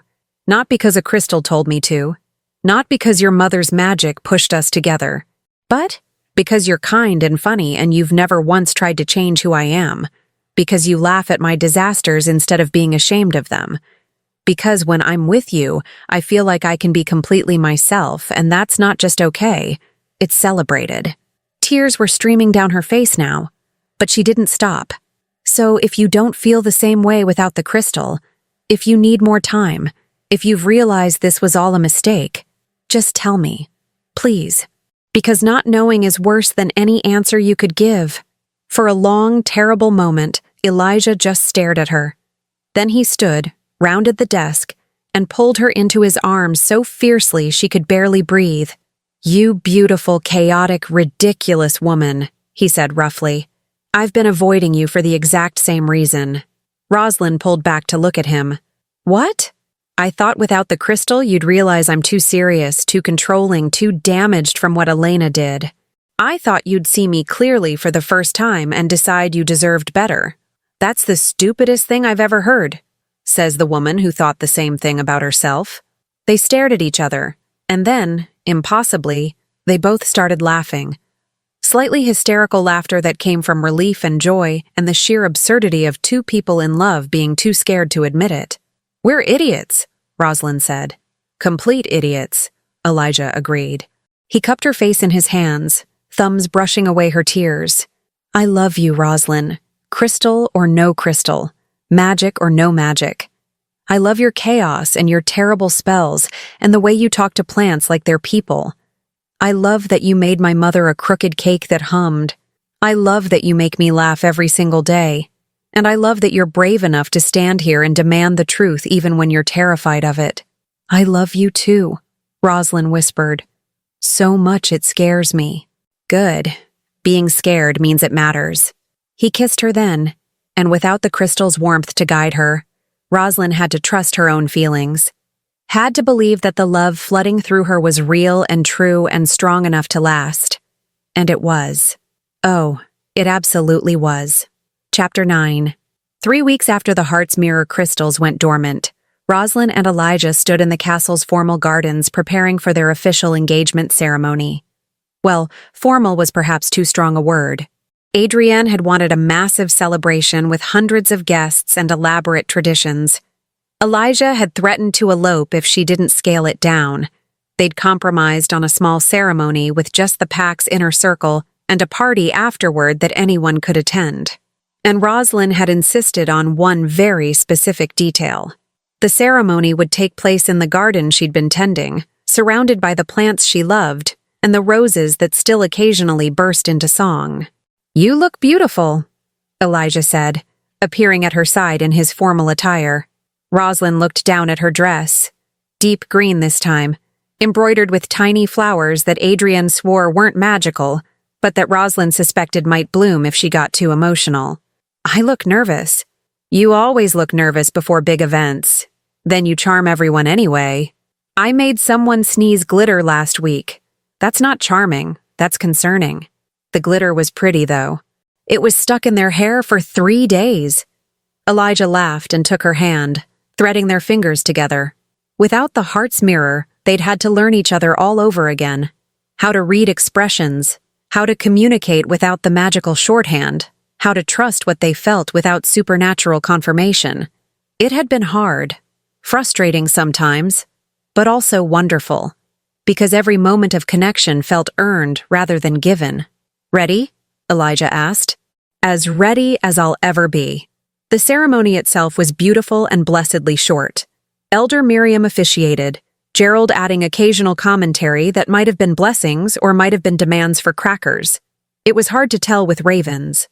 Roslyn and Elijah exchanged vows they'd written themselves. His were elegant and moving, promising partnership and respect and love that would weather any storm. Hers were somewhat less eloquent, but deeply sincere, promising to love him even when he was being too serious, to make him laugh when he forgot how, and to only accidentally enchant important objects on special occasions. The assembled witnesses laughed, and Roslyn saw Adrienne dabbing at her eyes with a handkerchief. "By the power vested in me by being old enough to do whatever I want," Miriam announced, "I declare you officially engaged. Kiss already so we can eat cake." Elijah grinned and pulled Roslyn close, to enthusiastic applause and the spontaneous harmonizing of the rose bushes, which apparently considered this a special enough occasion to warrant their contribution. The party afterward was everything Adrienne had dreamed of. Food, music, dancing, and pack members celebrating late into the night. Roslyn danced with Elijah, with Adrienne, with Elder Miriam, who was surprisingly spry for someone over 100. She was taking a break near the refreshment table, trying to catch her breath, when a young woman approached her nervously. "Lady Roslyn?" the woman said. "I'm sorry to bother you, but I heard you help people with magical problems." "I wouldn't say I help so much as create different magical problems," Roslyn said honestly, "but I can try." "What's going on?" "It's my daughter. She's 8, and she keeps accidentally making things float when she gets excited. Last week, she floated the entire dinner table during a tantrum. The pack's magic teacher says she's doing it wrong, that she needs to control herself. But that just makes her more upset, and then more things float." Roslyn's heart squeezed. She knew exactly what that felt like. Being told you were doing magic wrong when you were just doing it differently. "Can I meet her?" Roslyn asked. The woman's face lit up. "Really? You'd do that?" "Of course. Actually," an idea was forming. "I've been thinking about starting a class for young wolves who struggle with traditional magic teaching. Would you be interested?" "Yes. Absolutely yes." By the end of the evening, Roslyn had 6 families interested in her alternative magic instruction program, as she was tentatively calling it. Elijah found her making notes on a napkin, completely absorbed. "Planning world domination?" he asked, settling beside her. "Planning to help kids who think they're broken because their magic is chaotic. Like someone I know." Elijah smiled and kissed her temple. You're going to be an amazing queen. You know that, right? I'm going to be a chaotic queen who accidentally enchants the throne room. Perfect. We need more chaos around here anyway. Later, when the party had wound down and they were walking through the quiet castle gardens, Roslyn stopped at the bench where they'd first talked after the heart's mirror connected them. Do you miss it? She asked. The crystal connection? Elijah considered the question. Sometimes.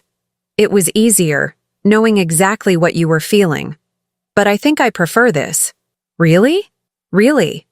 Because now when you smile at me, I have to trust that it's real. And when you say you love me, I choose to believe it not because magic tells me it's true, but because I know you. The real you, without any magical filters. He pulled her close, and Roslyn rested her head against his chest, listening to the steady beat of his heart. Besides, Elijah continued, a smile in his voice, we don't need magic to know we're meant for each other. We have singing roses, bubble-hiccup incidents, and a crooked cake that hummed. If that's not proof of destiny, I don't know what is. Roslyn laughed, the sound echoing softly through the garden they'd helped build together. I love you, she said. I love you too, even without a crystal to prove it, especially without a crystal to prove it. And in that moment, standing in their garden under the stars, Roslyn knew that every chaotic, magical, ridiculous moment had led them exactly where they needed to be, together. Chapter 10. The winter solstice was 3 days away, and the castle was in beautiful chaos preparing for the biggest celebration of the year, which meant, naturally, that everything was going wrong in the most spectacular ways possible. The ice sculptures are melting, a frantic servant reported to Roslyn on the second morning of preparations. Even though we're storing them in the coldest room in the castle, they just melt, and then reform as different shapes. Roslyn looked up from the seating chart she'd been wrestling with for the past hour. What kind of different shapes? Yesterday, one of them turned into a very detailed sculpture of a cat. This morning, it's a dragon. That's actually impressive. Lady Roslyn, we ordered ice sculptures of the royal crest, not random animals. Right. Of course. Roslyn set down her quill. I'll look into it. The ice sculpture problem turned out to be caused by one of her young students, 10-year-old Marcus, whose magic responded to his dreams. Apparently, he'd been having very vivid dreams about cats and dragons while sleeping near the storage room. The solution was simple. Move Marcus to a different part of the castle and teach him a basic shielding technique to contain his dream magic. The sculptures stopped melting, but then the musicians' instruments started playing themselves at random hours.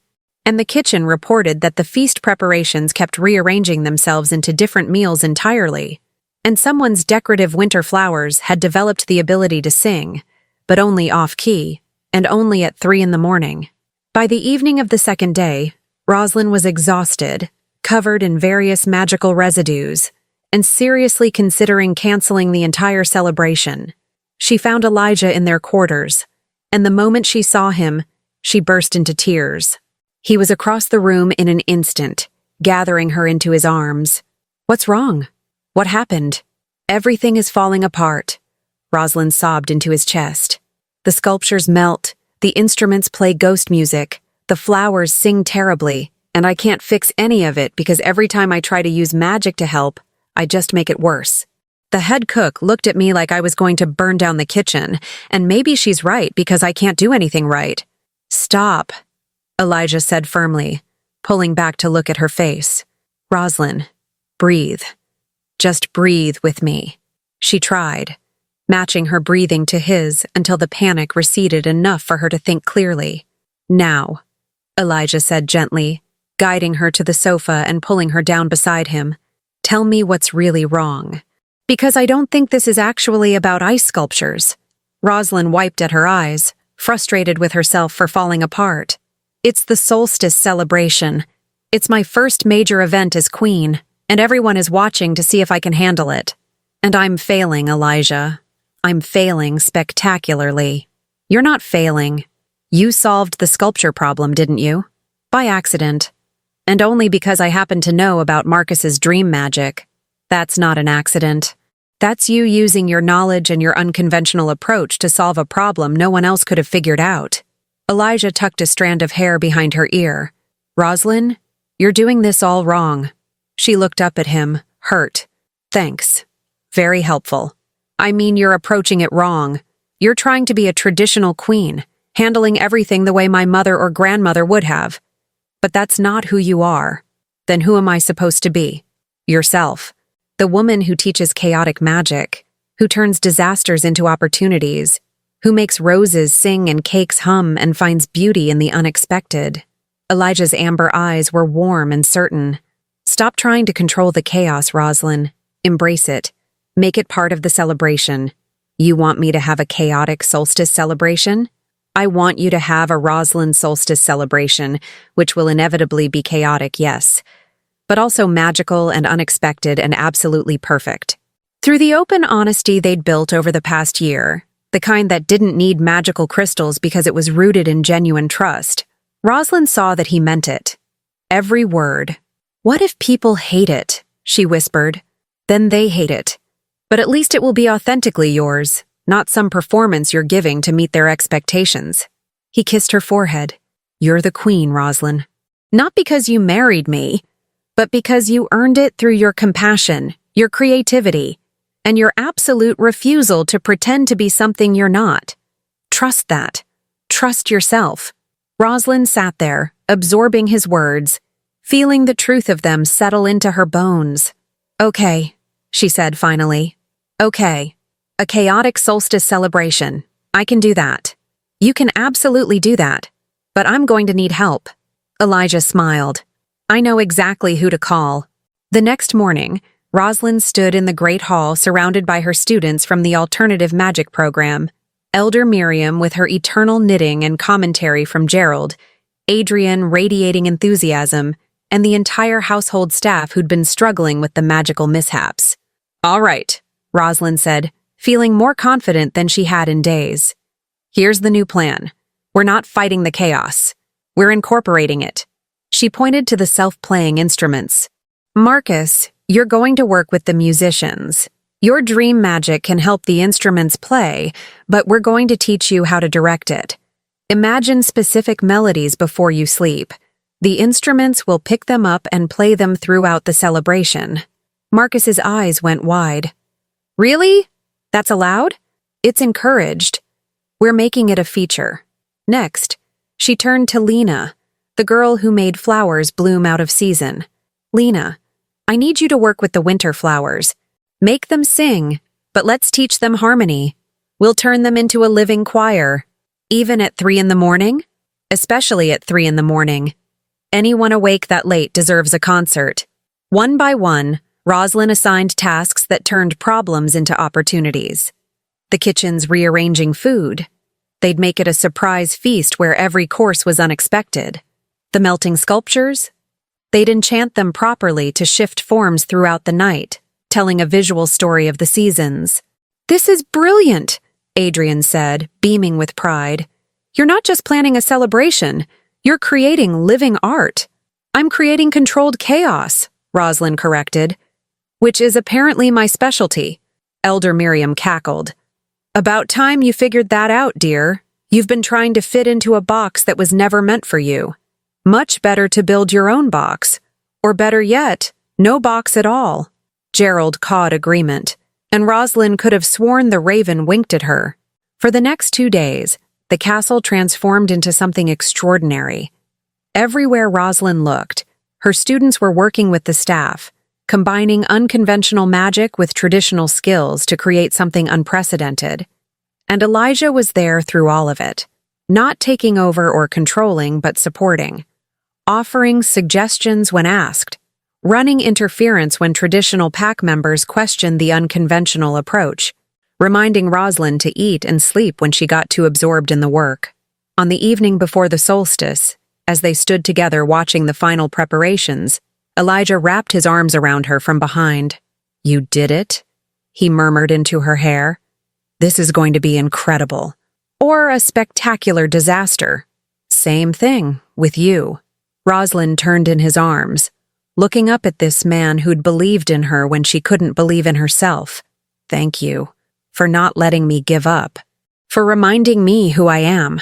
That's what partners do. We remind each other of our strength when we forget. He kissed her softly. I love you, Roslyn. Your chaos, your magic, your beautiful refusal to be anything other than exactly who you are. I love you too, even when you're being annoyingly right about things. Especially then. The winter solstice celebration began at sunset, and from the first moment, it was clear this was unlike any event the Northern Territories had ever seen. The Great Hall had been transformed into a winter wonderland where magic and nature intertwined seamlessly. The ice sculptures shifted forms every hour, telling the story of the seasons through crystalline art. The flower choir sang in perfect harmony, their voices rising and falling with ethereal beauty. The instruments played themselves, creating music that seemed to respond to the emotions of the gathered crowd. And everywhere, there were small touches of chaotic magic, candles that changed colors based on nearby conversations, serving dishes that rearranged themselves to ensure everyone got their favorite foods, and snowflakes that fell from the ceiling but never melted, instead forming intricate patterns that spelled out blessings and good wishes. Roslyn stood at the entrance, greeting guests as they arrived, and watched their reactions transform from skepticism to wonder. This is extraordinary, Alphavira said, the same woman who'd questioned Roslyn at that first dinner a year ago. I've never seen magic used quite like this.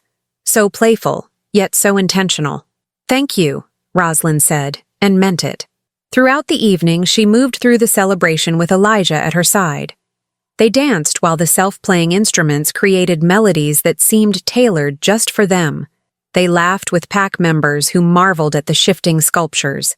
They watched Roslyn's students glow with pride at seeing their unconventional magic celebrated rather than hidden. And when midnight approached, the moment of the solstice itself, when the longest night gave way to the return of light, Roslyn took the stage with her heart pounding. Thank you all for being here, she said, her voice carrying through the hall with the help of a simple amplification spell that, miraculously, she hadn't messed up. A year ago, I came to this castle as a gardener who couldn't do magic properly, who turned every spell into chaos, who felt broken because I couldn't fit the traditional mold.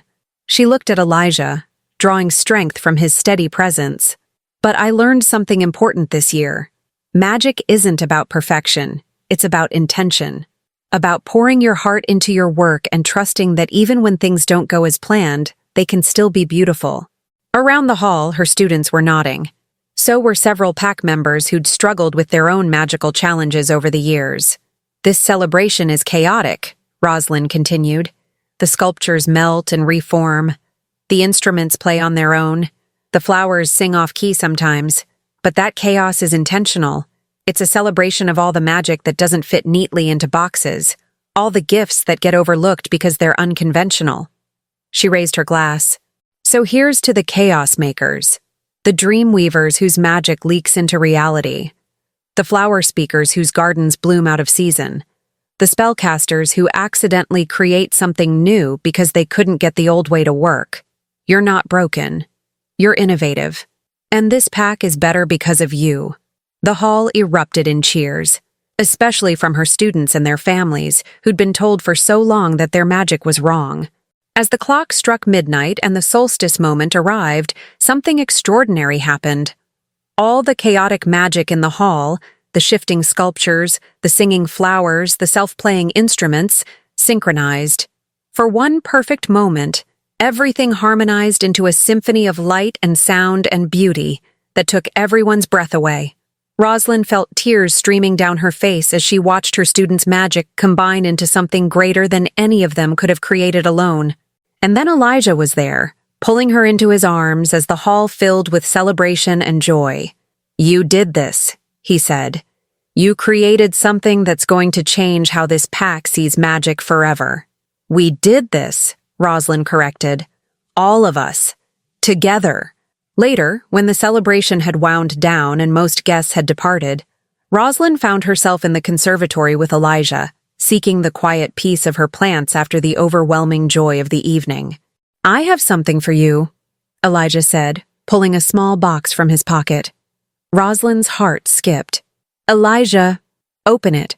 Inside the box was a pendant. Not the heart's mirror crystal, but something new. A small piece of amber with a preserved flower suspended inside it, hanging on a delicate gold chain. It's from our garden, Elijah explained. One of the roses that learned to sing. I had it preserved because I wanted you to always remember what you've built here. Not just the garden, but the community, the acceptance, the celebration of chaos. Roslyn's vision blurred with tears as she lifted the pendant from the box. It's perfect. You're perfect. Chaotic and unconventional and absolutely perfect. He fastened the chain around her neck. I know we talked about children eventually, but I want you to know, whatever you decide, whenever you're ready, I'm with you. Whether we have a dozen kids who all inherit your chaotic magic, or none at all, or anything in between. As long as I have you, I have everything I need.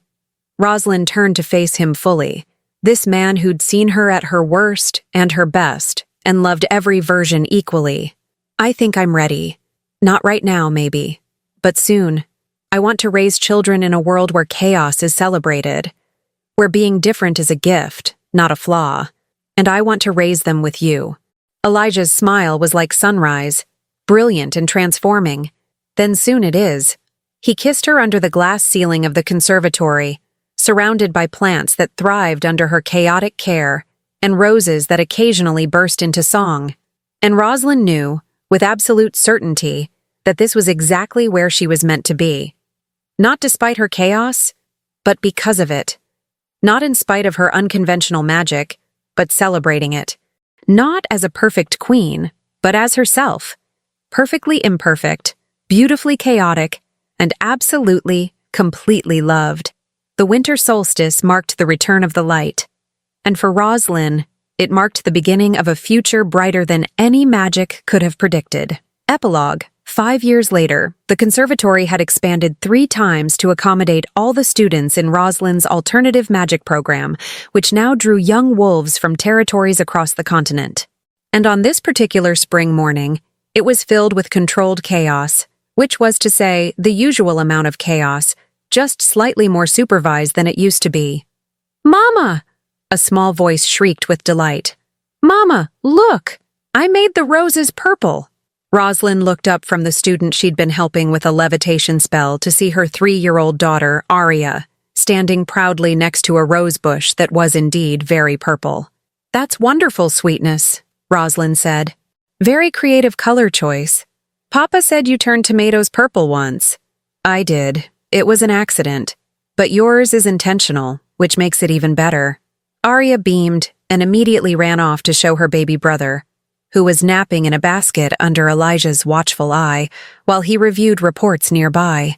Their son, barely 6 months old and already showing signs of powerful magic, had recently discovered he could make objects hum. Nothing dramatic, just a gentle vibration that seemed to soothe him. The head cook had declared him a natural after he'd somehow improved the bread rising just by being in the kitchen.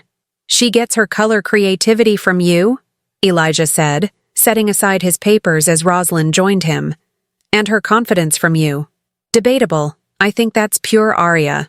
They watched their daughter attempt to teach the purple roses to sing. An ambitious goal for a 3-year-old. But if anyone could do it, it would be their chaotic, magical, absolutely fearless little girl. "Any regrets?" Elijah asked softly. Roslyn looked at the conservatory filled with students learning to celebrate their unconventional magic. At her daughter making roses purple just because she could. At her son humming contentedly in his basket. At the man beside her who'd chosen her every single day for 5 years and counting.